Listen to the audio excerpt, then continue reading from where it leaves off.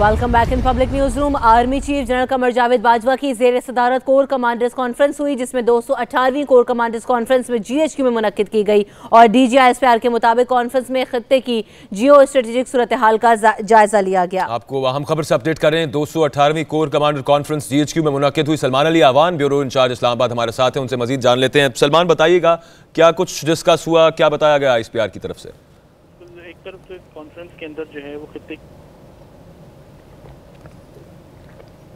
जी सलमान हमारे साथ मौजूद है, जिनसे बात करेंगे। आज हम आपको बताएं कि 218वीं कोर कमांडर्स कॉन्फ्रेंस हुई, जिसमें अमन की बेहतर सूरत हाल के सम्राट लोगों को पहुंचाने के लिए तबादला ख्याल किया गया। इसी पर बात करते हैं हमारे नुमाइंदे और ब्यूरो इंचार्ज इस्लामाबाद सलमान अली आवान हमारे साथ मौजूद हैं। सलमान अली आवान, अपडेट कीजिए।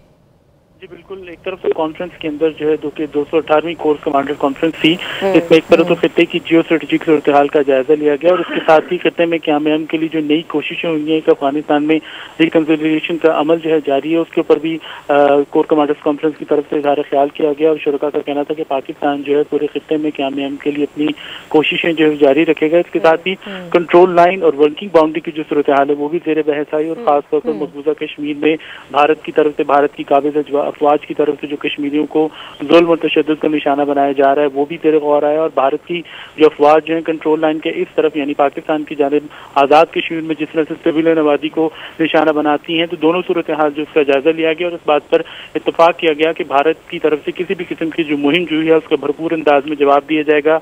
कोर कमांडर्स कॉन्फ्रेंस के अंदर जो मशरकी सरहद पर जो अफवाज की तैयारियों की प्रिपेयर्डनेस की जो सूरत हाल है उसके ऊपर भी इज़हार इत्मीनान किया गया। इस मौके पर चीफ ऑफ आर्मी साहब का खासतौर पर कहना था कि ऑपरेशन रद्दुल फसाद जो है, जो कि अब अपने इख्तितामी मराहिल में, उसके नतीजे में मुल्क भर के अंदर जो अमन और इस्तेहकाम की सूरत हाल है वो काफ़ी हद तक बेहतरी हो रही है और उनका जो जिस नुक्ते पर उनका जोर था, उनका ये कहना था कि अब अमन और इस्तेहकाम की सूरत हाल में जिस तरह से बेहतरी आ रही है, अब जरूरत इस बात की है कि सूरत हाल की जो समरात है वो आम शहरियों तक सोशो इकोनॉमिक डेवलपमेंट की शक्ल के अंदर पहुंचे ताकि आम शहरी भी सूरत हाल से मुस्तफीद हो सकें। इसके साथ ही उनका कहना था कि मुसल्लह अफवाज जो है, सिक्योरिटी फोर्सेज जो है, उन्होंने दहशत गर्दी के खिलाफ जंग जो है बड़ी बहादुरी से लड़ी है और अब जरूरत इस अमर की है कि तालीम, सेहत और दीगर महाजों पर भी जो है जंग लड़ी जाए ताकि दहशत गर्दी तो यानी अब तालीम, सेहत और दीगर महाजों पर भी जंग लड़ी जाए और आज इस हवाले से गुफ्तगू की गई। बहुत शुक्रिया सलमान अली अवान, आपने हमें अपडेट किया। और हुकूमत पाकिस्तान की जानिब से सेहत कार्ड स्कीम का इफ्तिताह किया गया है। स्कीम के तहत इलाज पर 7,20,000 रुपए खर्च हो सकेंगे। तकरीब इजरा के मौके पर अपने खिताब में वजीर आजम ने कहा कि इस हेल्थ कार्ड का मकसद गरीब तबके को तहफ़्फ़ुज़ फराहम करना है। वजीर आजम का ये भी कहना था कि घर में बीमारी हो तो घर का बजट टोटली डिस्टर्ब हो जाता है, लेकिन इस हेल्थ कार्ड से गुर्बत का खात्मा होगा। वजीर आजम ने यह भी कहा कि हमने पहले हेल्थ कार्ड खैबर पख्तूनख्वा में तकसीम किया, अब कबायली इलाके के खानदानों को भी हेल्थ कार्ड तकसीम किए जाएंगे। और खिताब के दौरान वजीर आजम ने कहा कि रुपए की कीमत 35% गिरने के सबब महंगाई में इजाफा हुआ। इसी पर बात करेंगे हमारे नुमाइंदे टिका खान सानी हमारे साथ मौजूद है। टिका खान सानी, अब ये हेल्थ कार्ड का इजरा तो यकीनन हो गया, किस तरीके से लोगों को मिल सकेंगे, किन लोगों को मिल सकेंगे, क्या मैकेनिज्म होगा? टिका खान सानी जी बिल्कुल, ये डाटा इकट्ठा किया गया है नादरा के साथ मिलकर, इसके अलावा बेनजीर इनकम सपोर्ट प्रोग्राम और दीगर इदारों के साथ मिलकर हुकूमत पाकिस्तान ने ये डाटा इकट्ठा किया है कि जो $1 से $5 से कम जिनकी आमदन है रोजाना, खासतौर पर मजदूर तबका, मेहनत का तबका और बेरोजगार लोग जो और दीगर जो कम आमदनी वाले लोग जो है उनकी निशानदेही की गई। उसके बाद बाकायदा पाकिस्तान में पूरे 8 करोड़ ये ऐसे अफराद हैं और ये 1.5 करोड़ खानदान बनते हैं। इनमें ये कार्ड तकसीम किया जाएगा। पहले मरहले में इस्लामाबाद के 85,000 खानदान जो है उनमें ये कार्ड तकसीम किए जाएंगे। एक तो कार्ड प्राइम मिनिस्टर ने तकसीम कर दिए अलामती तौर पे, कुछ लोगों में टोकन के तौर पे, लेकिन बाकी तमाम लोगों के एड्रेसेस पे कार्ड आएंगे। कुछ लोगों के पास पहले से कार्ड थे, बाकी उसमें एडिशन होगा। 7,20,000 रुपए कार्ड में होंगे।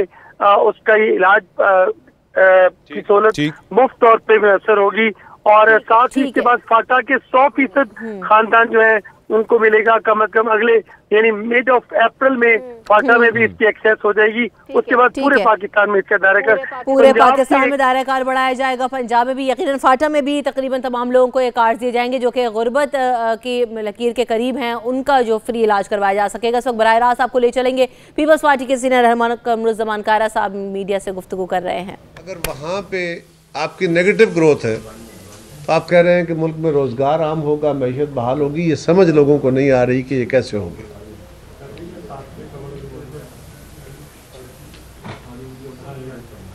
और आज वज़ीर आज़म साहब ने फरमाया है कि उन्हें गैस के बिलों में, अखबारात में है कि गैस के बिलों में इजाफे का या इजाफी बिल जो आए हैं उसका उन्होंने नोटिस लिया है।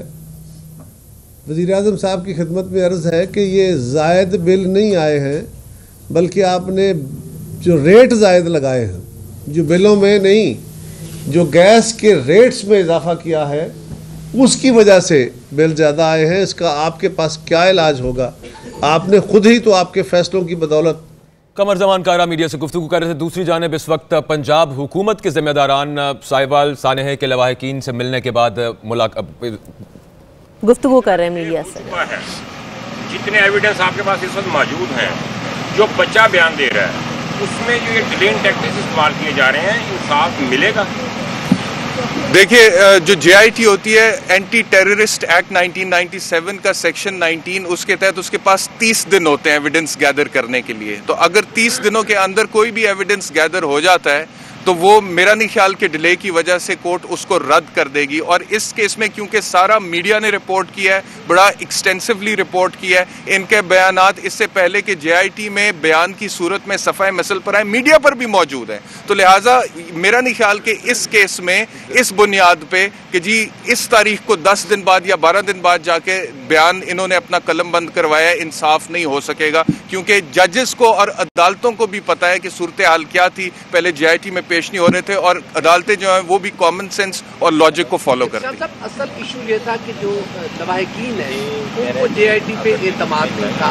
आज की जो गुफ्तगू हुई है, आज की जो बहस हुई है, आपकी यकीनन इनसे भी बात हुई होगी, एज ए वकील आपका कितना ट्रस्ट बिल्डअप हुआ है कि शायद आने वाले दिनों में JIT बेहतरी की तरफ जाए और जो कंट्रोवर्सी बन रही है, एक लाशों पे सियासत हो रही है, वो भी खत्म हो और इन मुतासिरीन की तशफ़ी हो, इन्हें भी इंसाफ मिले? आप कितने होपफुल हैं? ये भी ऐड कर लीजिएगा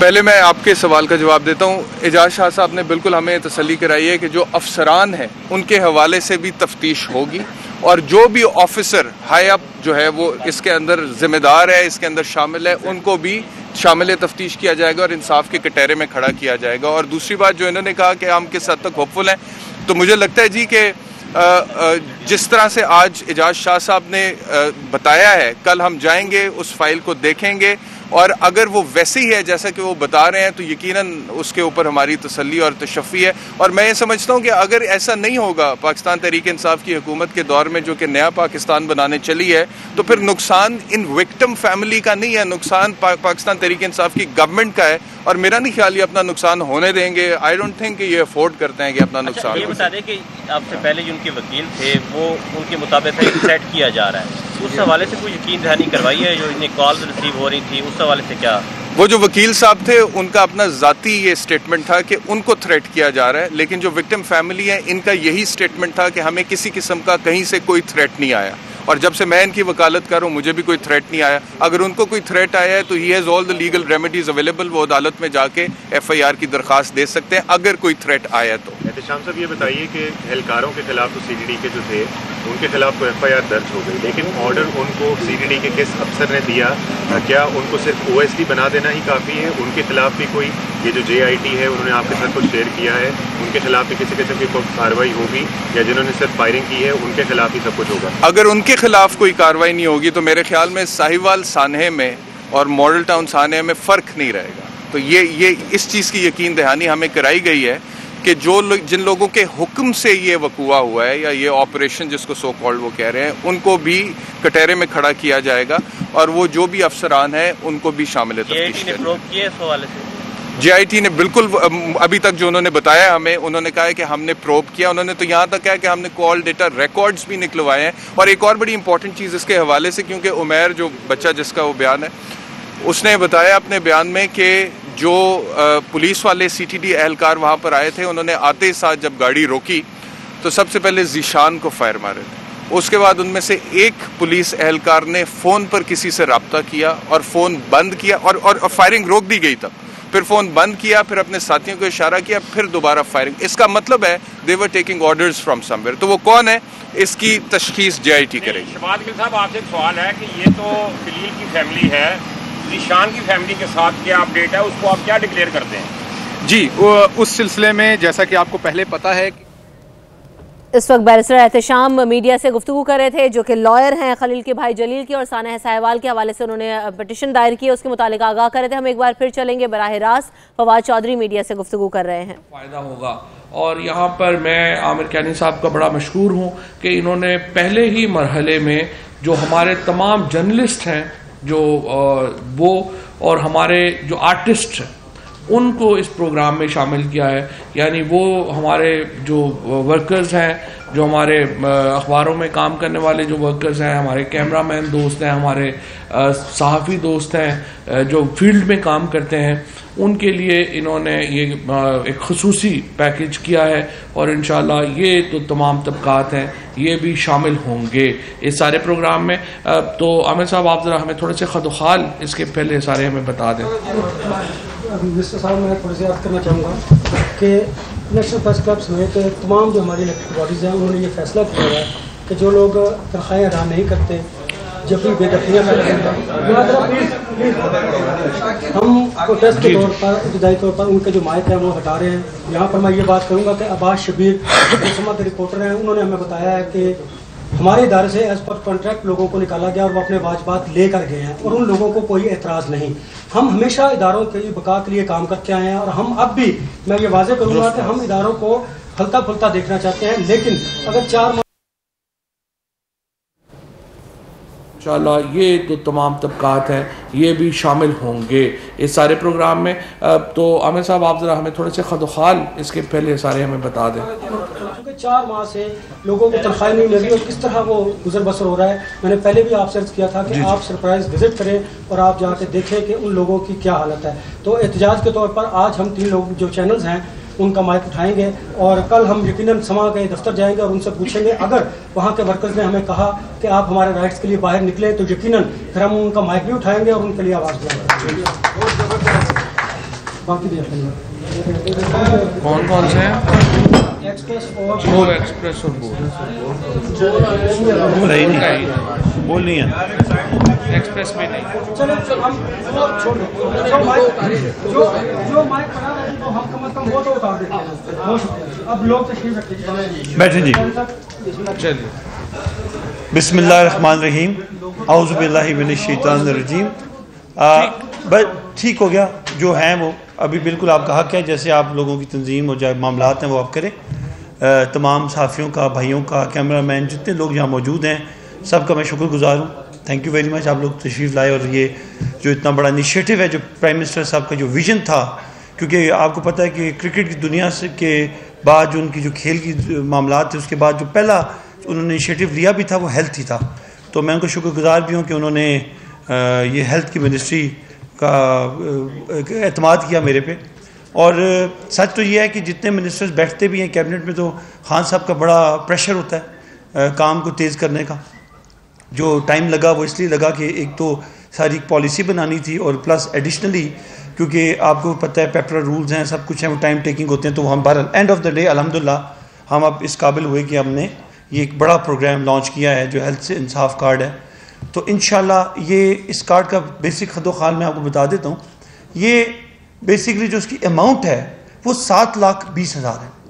एक फैमिली जो बे फॉर्म पे है वो उसके लिए 7,20,000 की इंश्योरेंस है, और उनके लिए जो हमने लास्ट टाइम भी जब इसका इजरा किया और जो हमने टेंडर किया, तो उसमें स्टेट लाइफ ने इसको विन किया, और स्टेट लाइफ अब इसको इसका वो है जो इसको मैनेज कर रही है to extend of payment to the concern hospitals. तो हमने ये इसमें जो कवरेज है, मैं पहले आपको बताऊँ कि इसमें कवर क्या होता है।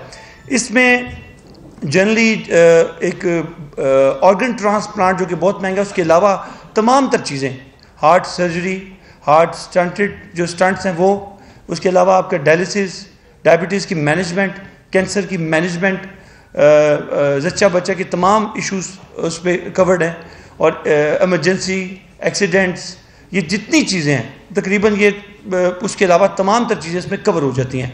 और इंशाल्लाह ताला क्योंकि ये शुरू हम कर रहे हैं गरीब तरीन लोगों से, जो कि बिल्कुल कुछ अफोर्ड नहीं कर सकते। एक बंदा जो घर आता है और उसको बेचारे को दिन का रोज़गार भी नहीं लगता, तो उसके लिए हेल्थ, क्योंकि वो मर्जी से तो बीमार कोई नहीं होता, तो इसलिए उनके पास ये कम से कम ऑप्शन हो गया।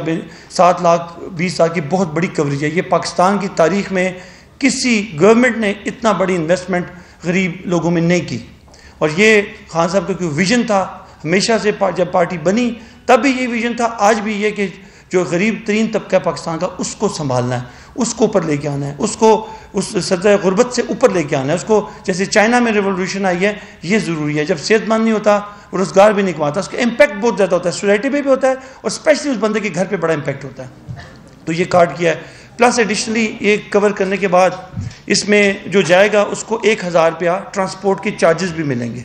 जब वो जाता है, वो गरीब आदमी है, दूर नहीं जा सकता, अस्पताल थोड़ा दूर है, 1000 रुपया वो देंगे। फिर खुदा ना खास्ता कोई मरीज़ सीरियस है, कोई किसी की कोई खुदा ना खास्ता हॉस्पिटल में डेथ हो जाती है, तो उसको फ्यूनरल के लिए 10,000 रुपया वो भी मिलेगा कैश में, उसको 10,000 भी दिया जाएगा। इसकी मॉनिटरिंग हम पे कर रहे हैं। तकरीबन पिछले हमने नादरा को कुछ 600 मिलियन दिया था। नादरा लाइव मॉनिटरिंग जिसे आप कहते हैं ना, रियल टाइम मॉनिटरिंग नादरा करेगी। वो हमें, अब कोई पेशेंट जूं निकलता है बाहर, को कॉल भी आ जाएगी, जूं वो स्वैप कराएगा कार्ड, उसकी इन्फॉर्मेशन आ जाएगी। तो ये बड़ा कंप्रीहेंसिव सिस्टम है। ये KPK में किया गया था, उसको मज़ीद इम्प्रूव किया गया। जो इसकी सक्सेस स्टोरी है KP में, क्योंकि 5 साल हमने ये किया और वहाँ पे अल्हम्दुलिल्लाह बड़ा इम्पैक्ट आया लोगों पे, और लोगों के लिए बड़ी सहूलत होगी उनकी। स्पेशली आपको पता है पेरेंट्स का कंसर्न बच्चों से होता है, बच्चे भी कवर्ड हैं, वो खुद भी कवर्ड हैं। तो ये अल्हम्दुलिल्लाह ये बड़ा, हमने एक बड़ा इनिशिएटिव था PM साहब का, और ये बड़ी उनकी, मैं कहूँगा कांस्टेंट हम हैमरिंग थी हमें कि आपने ये करें, फ़ौरन करें। इसका इंशाअल्लाह ताला हमने कुछ टैक्सेस अब में जो हम आगे प्रोग्राम करने जा रहे हैं, वो हमारा ये ख्वाहिश है कि पूरे पाकिस्तान को बाय 2020 एंड हम अक्रॉस पाकिस्तान हम ये कार्ड को हर इंसान के पास हेल्थ इंश्योर्ड हो। जैसे टर्की का एक अभी रिसेंटली जब PM साहब के वहाँ भी ये बात हुई, वहाँ पे MOU भी कुछ साइन हुआ, कमेटी बनी, उसमें मैं भी, अब जब पाकिस्तान आगे उन्होंने कमेटी बनाई है, I am also part of that committee. तो वो भी हेल्थ के हवाले से कुछ और डेवलपमेंट्स भी आ रही हैं। और उसको फिर हम हॉस्पिटल्स जो हैं, वो नए हॉस्पिटल्स भी इस्लामाबाद में 3 बड़े हॉस्पिटल्स भी बनाने जा रहे हैं।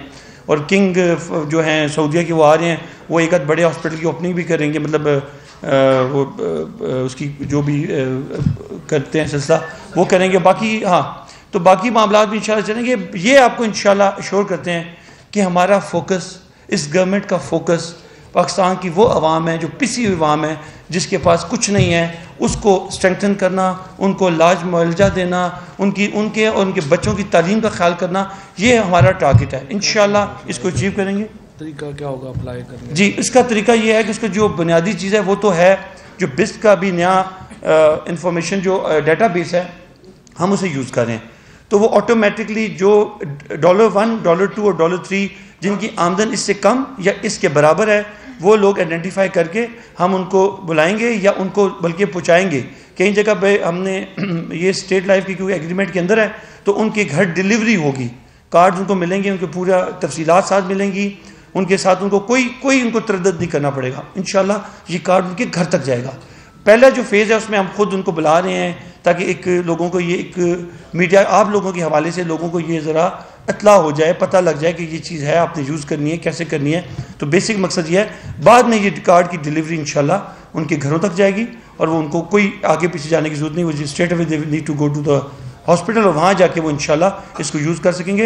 ये क्योंकि इसका हमारा एक्सपीरियंस है KP का, तो ये इंशाल्लाह आपको इस हेल्थ में बहुत बड़ा एक इनकलाब है इंशाल्लाह। आप देखेंगे आने वाले वक्त में हमारी कोशिशों के सारों कवर करें। जैसे फवाद चौधरी साहब ने कहा कि जो हमारी वर्किंग क्लास है, जो हमारे साफ़ी हैं, जो बैंकर्स हैं, जो भी क्लास जो काम जॉब करें, तनख्वाहदार लोग हैं, उनके लिए हम पूरा इंशाल्लाह पैकेज का काम कर रहे हैं। उसमें हम वर्किंग कर रहे हैं इंशाल्लाह जल्द अज जल्द, ज़्यादा डिले नहीं, क्योंकि जो कमिटमेंट इंशाल्लाह करेंगे वो टाइम पे पूरी करेंगे। तो हम चाह रहे हैं कि आप लोगों को भी हेल्थ इंश्योरेंस मिले, आपकी भी हेल्थ कवरेज हो, ताकि आपको भी इसका कोई फ़ायदा हो, इस कौम को भी, और स्पेशली क्योंकि आप भी सारा दिन मसरूफ़ रहते हैं अपने मामलात में, तो आपकी कुछ ना कुछ कवरेज ज़रूर होनी चाहिए। बहुत शुक्रिया। मैं सिर्फ एक चीज़ थोड़ा चीज़ में बता दूँ, देखिए जो मिनिस्टर साहब ने अभी बात की है ना, बुनियादी तौर के ऊपर जो इसका ये जो पहला फेज़ अभी लॉन्च हुआ है, 1-2 काम हम कर रहे हैं जिस तरह से। एक तो पाकिस्तान के अंदर जो मुख्तलिफ इस वक्त ऑर्गेनाइजेशंस हैं जो पॉवर्टी एलिविएशन के लिए काम कर रही हैं, जैसे वफाकी वज़रा मीडिया को बता रहे थे कि सेहत इंसाफ कार्ड्स के इजरा के हवाले से अब आगे क्या प्लान्स हैं महकमा सेहत के खास तौर पर, और सहाफ़ियों के लिए भी ये कहा कियानी साहब की तरफ से कहा गया कि सेहत इंसाफ कार्ड्स दिए जाएंगे। एक ब्रेक लेते हैं यहाँ पे, पब्लिक न्यूज़ रूम में वापस आएंगे कुछ और इशूज़ के साथ। Stay with us.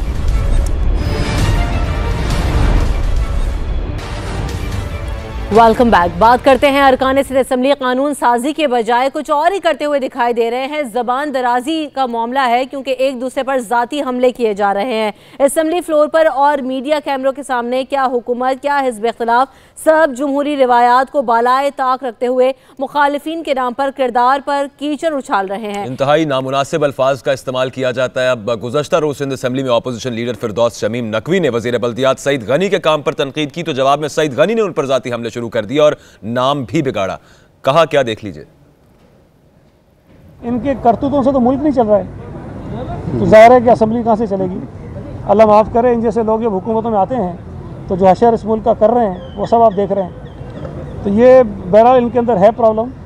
मुझे तो लगता है ये नाम पे अगर आपने गौर किया हो, फिरदौस फिर शमीम, ये कुछ और था, ये गलती से पता नहीं कैसे इधर हो गए, वो मुसीबत हम झेल रहे हैं सारी। यार बात ये है कि जो जिस घर से निकलता है, जो तरबियत उसको मिलती है वैसी बात करता है। मैं वो अल्फाज इस्तेमाल नहीं कर सकता हूँ। इंसान अपनी बोलचाल से, अपने अखलाक से, अपने तौर तरीके से पहचाना जाता है कि किस नस्ल का है। मुझे इस किस्म के बदकमाश और बदकलाम आदमी के किसी लफ्ज़ मेरे नाम से जोड़ने से मुझे फ़र्क नहीं पड़ता है। इस मुल्क के लोग और आप सब मुझे भी जानते हैं, उसको भी जानते हैं, वो किस कमाश का आदमी है और मैं किस कमाश का हूँ। तो फिरदौस शमीम नकवी साहब के बारे में बात कर रहे थे। सईद गनी साहब बात कर लेते हैं। फिरदौस शमीम नकवी साहब हमारे साथ मौजूद हैं। शमीम नकवी साहब, अब बात यही है कि तो महाजराई, ज़बान दराजी बढ़ती जा रही है। आज सईद गनी साहब ने तनकीद करी है, ज़ाती हमले किए जा रहे हैं। किस तरीके से मामला थमेगा? आप क्या रिस्पॉन्ड करते हैं उनकी इस बात पे?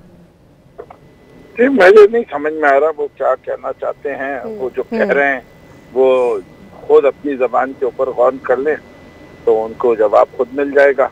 मैं एक सैयदजादा हूँ, इमाम नकवी की औलाद में से हूँ। अगर वो उनकी कमाश में यही है कि सैयदजादों को इसी तरह किया जाता है, मेरा काम तो अमर बिल मारूफ और नही अनिल मुनकर है। मैंने अच्छे काम को अच्छा कहना है, बुरे को बुरा कहना है, और मैं नही अनिल मुनकर से हटूंगा नहीं। अगर कोई चोरी कर रहा है तो मैं उसको चोर कहूंगा, जो डाके डाल रहे होंगे डाकू कहूंगा। मुझे इस काम से कोई रोक नहीं सकता, इसलिए कि मैं तो जो है इमाम हुसैन के बताए हुए असूल पे चल रहा हूँ। उन्हीं ने यजीद के बारे में यही कहा था, मुझ जैसा तुझ जैसे की कभी बहस नहीं कर सकता। तो यही हाल हमारा है। हम जैसे उन जैसों के साथ कोई मिलाप या कोई गुफ्तगू नहीं कर सकते जो अवाम के हकूक पे डाका डालते हो। और वो पूरा सिंध बोल रहा है इनके करतूतों का। अगर ये अपने करतूतों को अच्छे अल्फाज के लिबादे में छुपाना चाहते हैं तो मैं माफी चाहता हूँ। नकवी साहब, तनकीद तो ठीक है, बिल्कुल आपकी बात दुरुस्त बजा के तनकीद तो होगी अगर जो भी गलत काम किया जाएगा, और फिर ऑपोजिशन आपका काम है ये करना। लेकिन आपकी पार्टी के दीगर वुज़रा की भी अगर बात की जाए तो जिस तरह के फिक्रे उछाले जाते हैं, जिस तरह के नाम रख दिए जाते हैं, वो रवायत आप समझते हैं कोई अच्छी है? ठीक है, अपनी जगह पे तनकीद होनी चाहिए, लेकिन एक हुदूद व क़यूद के अंदर। देखिए, जब तक आप कोई पर्टिकुलर उसकी बात नहीं करेंगे, क्या तो मुझे क्या, मैं अपने वाले जुमले की वजाहत दे देता हूँ जो इनको बहुत तकलीफ हुई है। मैंने कहा कि पप्पू और चप्पू, ठीक है ना, दो चीजें। अब चप्पू उर्दू में किसको कहते हैं? और को कहते हैं, यानी जो किश्ती को चलाने के लिए, आगे करने के लिए चप्पू चलाया जाता है, ठीक है। और चप्पू किसके हाथ में होता है? वो चप्पू खुद कुछ नहीं कर सकता जब तक पीछे चलाने वाला उसको चलाए नहीं।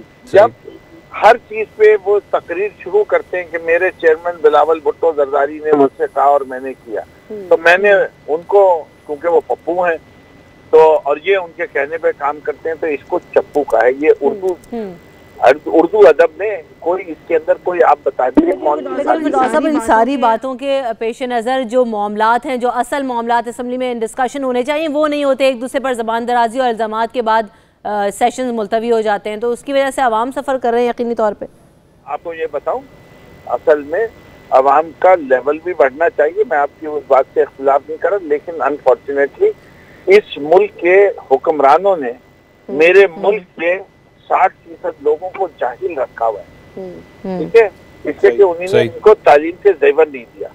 इसलिए गुफ्तगू को उस नहज में लेके जाना पड़ता है कि वो 60% लोगों को समझ में आ रही हो कि जबान कौन सी है जो उनको समझ में आती है। जिसके जैसे मैंने कहा कि बाजी ने अस्पतालों का बाजा बजा दिया, ठीक है, ये भी उर्दू का मुहावरा है।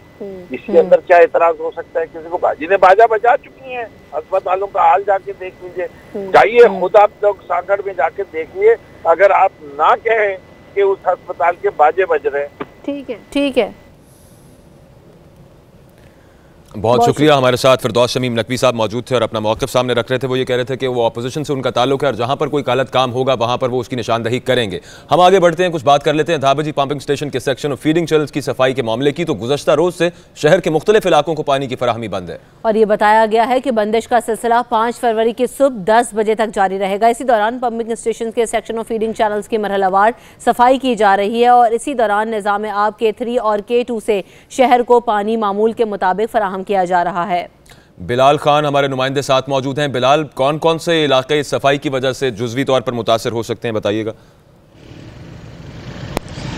जी बिल्कुल, देखिए कई इलाके हैं जो धाबेजी पंपिंग स्टेशन की मुरम्मत के बायस पानी की फराहमी से जो है वो कासिर है, जिसमें जो है गुलिस्तान जौहर है, गुलशन इकबाल और लांडी, कुरंगी, किमाड़ी, सदर, बलोच कॉलोनी समेत कई ऐसे इलाके हैं जहां पर गुज़श्ता रोज़ भी पानी नहीं था और आज भी पानी नहीं है। ये बताया जा रहा है वाटर बोर्ड हुकाम की जानिब से कि काम जो है वो तेज़ी से जारी है ताकि गर्मियों में किसी भी जो है मुश्किलात का सामना ना करना पड़े कराची के शहरियों को। तभी जो है धाबेजी पंपिंग स्टेशन का काम जो है वो जारी है, लेकिन ये भी कहा जा रहा है कि काम को तेज़ी से बढ़ाया जा रहा है और जो मुकर्रर वक्त है जो कि कल सुबह का वक्त दिया गया उससे पहले ये मुकम्मल कर लिया जाएगा। लेकिन मैं आपको बताता चलूँ कि मैं उसी इलाके कुरंगी में मौजूद हूँ जिसको अब मुतासरा करार दिया गया वाटर बोर्ड हुकाम की जानिब से। हमारे यहाँ पर इलाका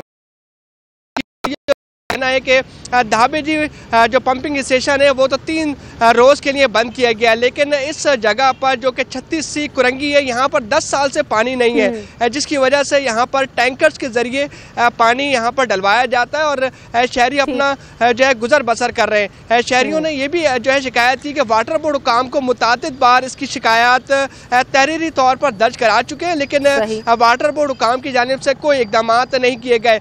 यहाँ से कुछ दूरी पर बताया जाता है शहरियों की जानिब से कि लाइन थी जो कि टूट चुकी थी आज से 2 साल कबल, वो आज तक जो है वो मुरम्मत नहीं हो सकी है। तो वाटर बोर्ड हुकाम की जानिब से एक जगह पर जो है वो धाबेजी पंपिंग स्टेशन का मुरम्मती काम किया जा रहा है जो कि गर्मियों में शहरियों को किसी मुश्किलात का सामना ना करना पड़े, लेकिन सर्दियों में जो मुश्किलात का सामना शहरियों को करना पड़ रहा है उसके लिए जो है वाटर बोर्ड हुकाम की जानिब से कोई इकदाम नहीं किए गए। शहरी ये कहते हैं कि इस इलाके में तो वैसे भी पानी नहीं आ रहा था, अभी तो सफाई का मामला ज़ेर गौर है जिसकी मुतादिद बार दरखास्तें दी गई हैं वाटर बोर्ड को, लेकिन उस पर कोई सुनवाई नहीं हुई। बिलाल खान, आपने अपडेट किया, आपका बहुत शुक्रिया। पब्लिक न्यूज़ रूम में वक्त हुआ एक ब्रेक का, ब्रेक के बाद हाजिर होते हैं हमारे साथ। महंगाई बढ़ती जा रही है, सब्जियों की कीमतों को भी पर लग गए। लाहौर, कराची, इस्लामाबाद सब शहरों में कीमतें सब्जियों की आसमान से बातें करने लगी और अगर इस्लामाबाद की बात की जाए तो टमाटर ही सिर्फ और सिर्फ 120 रुपए फी किलो से तजावुज कर चुका है, जबकि दीगर सब्जियों की अगर बात की जाए तो कम अज कम अच्छा खासा इजाफा हुआ है। तमाम सब्जियों की कीमतों में कीमत 100 रुपए से तजावुज कर गई है। मुर्गी के गोश्त की कीमत में भी इजाफा हो गया और कराची भी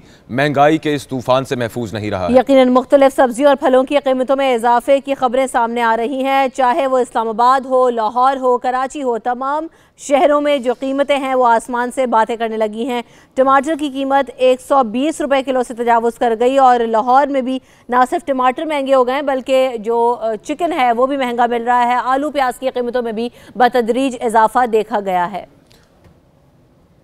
सब्जियों की कीमतों को पर लग गए हैं। मुख्तलिफ शहरों की हम अगर बात करें तो सिर्फ लाहौर, कराची, इस्लामाबाद ही नहीं बाकी भी तमाम शहरों में सब्जियों की यही कीमतें हैं। अच्छा खासा इजाफा हुआ है महंगाई बढ़ने की वजह से। और सिर्फ अगर जुड़वा शहरों की बात करें तो वहाँ पर टमाटर की कीमत में 120 रुपये तक ये कीमत पहुँच चुकी है। और जब लाहौर की अगर बात की जाए तो लाहौर में भी तकरीबन इसी के लगभग सिर्फ टमाटर की अगर हम बात करें तो वो फरोख्त हो रहा है, जबकि मुर्गी के गोश्त की कीमत में भी इजाफा हो चुका है। बिल्कुल, ये इजाफा देखा गया है और इस पर हुकूमत का ये कहना है कि जल्द अज जल्द इनको कंट्रोल किया जाएगा। सब्जियों की कीमतों को भी पर लग गए हैं। दूसरी जानिब नेपरा ने बिजली की कीमत में 56 पैसे इजाफे का नोटिफिकेशन जारी कर दिया और कीमतों में इजाफा दिसंबर के महीने की फ्यूल एडजस्टमेंट की मद में किया गया है। बिजली की कीमत में इजाफे से सार्फिन पर अब 4 अरब 20 करोड़ रुपए का बोझ पड़ेगा और इजाफे का इतलाक के इलेक्ट्रिक, लाइफलाइन और ज़राई सार्फिन पर नहीं होगा। इसी बारे मजीद तफसीलात जानेंगे अपने नुमाइंदे राजा उस्मान ताहिर से। राजा उस्मान, बताइएगा, जो इजाफा किया गया उस बारे में भी आपसे जानेंगे। फिलहाल ये ताज़ा खबर है जिससे आपको अपडेट कर रहे हैं। पहले भी हम महंगाई की बात कर रहे थे, अब नेपरा ने कम से कम 56 पैसे की ये बात आ रही है कि इजाफा किया है नोटिफिकेशन के मुताबिक और कीमतों में इजाफा दिसंबर के महीने की फ्यूल एडजस्टमेंट की मद में किया गया है। इसी पर बात करेंगे, हमारे नुमाइंदे राजा उस्मान ताहिर हमारे साथ मौजूद है। राजा उस्मान ताहिर, बताइएगा, 56 पैसे इजाफे का नोटिफिकेशन जारी किया गया है फ्यूल एडजस्टमेंट की मद में। जी बिल्कुल, बाज़ाब्ता तौर पे इसकी मंजूरी दी गई थी 23 जनवरी को। CPPA ने बाज़ाब्ता तौर पे दरख्वास्त की थी नेपरा से कि बिजली की कीमत में इजाफा किया जाए, क्योंकि बिजली की जो फ्यूल प्राइस से कॉस्ट थी उसमें इजाफा हुआ था। CPPA की जानिब से 63 पैसे, जो 63 पैसे इजाफा मांगा गया था, लेकिन नेपरा ने समाअत के बाद 56 पैसे फी यूनिट इजाफे की मंजूरी दी थी, जिसका आज बाज़ाब्ता तौर पे नोटिफिकेशन भी जारी कर दिया गया है। इसका जो इतलाक है वो लाइफ लाइन सार्फिन जो यूनिट इस्तेमाल करते हैं, 300 यूनिट इस्तेमाल करने वाले सार्फिन को लाइफ लाइन सार्फिन कहा जाता है, उन पे इसका इतलाक नहीं होगा और जो के इलेक्ट्रिक है उसके ऊपर भी इसका इतलाक नहीं होगा, जबकि बाकी दीगर तमाम जो सार्फिन है उनके ऊपर इसका इतलाक होगा। और ये दिसंबर के महीने के लिए फ्यूल प्राइस एडजस्टमेंट की मद में इसमें इजाफा किया गया है और जो मार्च के बिल आएंगे उससे अवाम से वसूली की जाएगी सार्फिन से, जिससे 4 अरब से ज्यादा का बोझ सार्फिन पे बोझ पड़ेगा। जी, तो पहले ही इजाफा किया जा चुका है, अब नेपरा ने भी बिजली की कीमत में इजाफे की मंजूरी दे दी है। आपने अपडेट किया, आपका बहुत शुक्रिया। ब्रेक लेते हैं, ब्रेक के बाद हाजिर होंगे।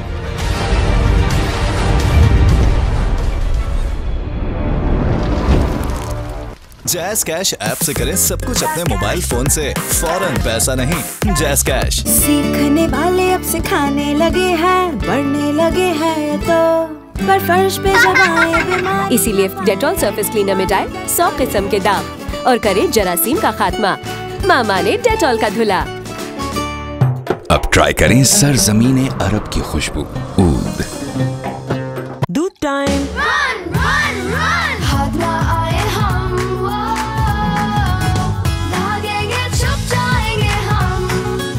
जामे शीरी।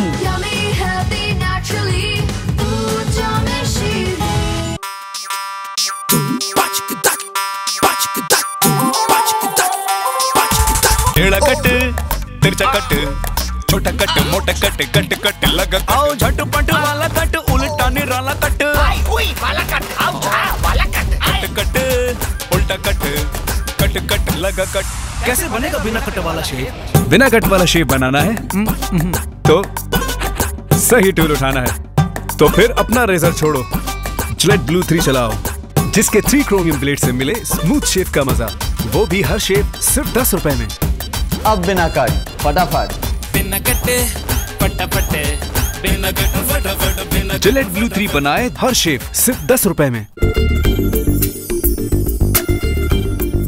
जल्दी करें, ढोलकी शुरू होने वाली है। बस 3 minute. Wheat day silkie smooth skin अब सिर्फ 3 मिनट में, इसीलिए 9 out of 10 women prefer wheat.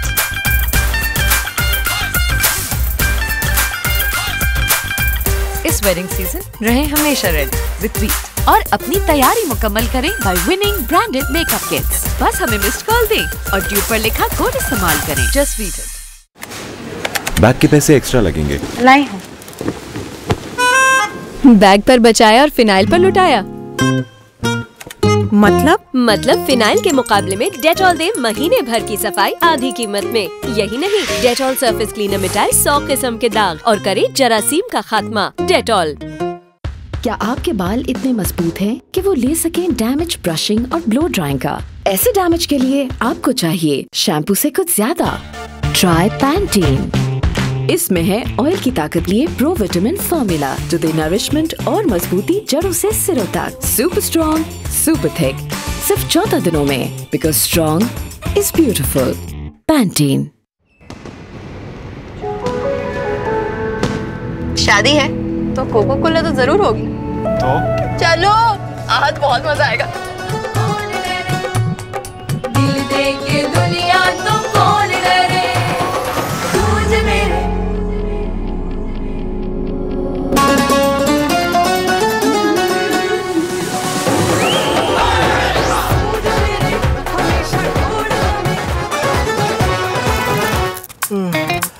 सुस्ती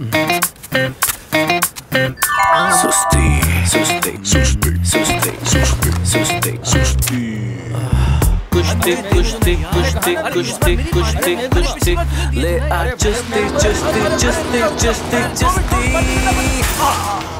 जैज़ कैश ऐप से करें सब कुछ अपने मोबाइल फोन से फौरन किसी भी नंबर पे जैज़ कैश ऐप डाउनलोड करें। पैसा नहीं, jazz cash. Jazz cash app से करें सब कुछ अपने मोबाइल फोन से फौरन। पैसा नहीं, जैज़ कैश।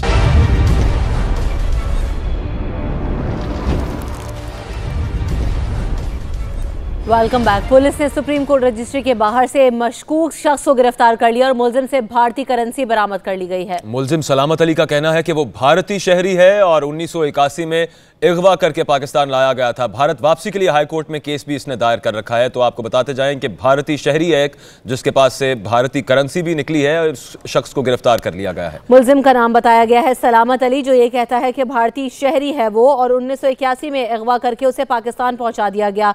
भारत वापसी के लिए हाई कोर्ट में केस भी दायर कर रखा है। इसी पर बात करेंगे हमारे नुमाइंदे इदरीस शेख हमारे साथ मौजूद हैं। तो इदरीस शेख, बताएगा क्या पता चल सका इस बारे में कि वो वाकई भारतीय शहरी है जिसे अगवा करके लाया गया?